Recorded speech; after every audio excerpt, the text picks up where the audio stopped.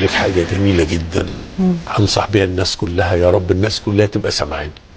حرف الواو في القران حرف مهم ولا مش مهم؟ انا كحسام موافي ماليش دعوه اللي اي حد من رجال الازهر يصلح لي. انا رايي انه اهم حرف.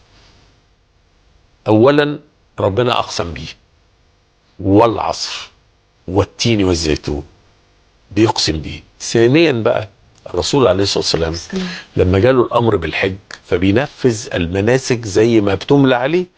وقف على عرفه المغرب جدا، نزل مزدلفه صلى المغرب والعشاء جمعا وقصرا، صلى الفجر، طلع بعد الفجر على الابليس رجم، ثم طلع على الكعبه طاف، ثم راح على السعي ووقف والصحابه حواليه.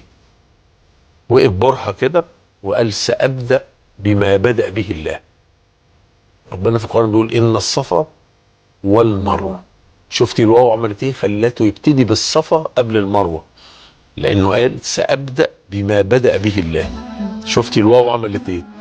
فأكلكم يا أخوانا كلكم ابدأ بما بدأ به الله، وفاكهة مما يتخيرون ولحم طير مما يشتهون.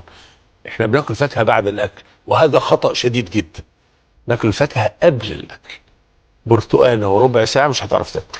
يعني الفاكهة قبل الاكل.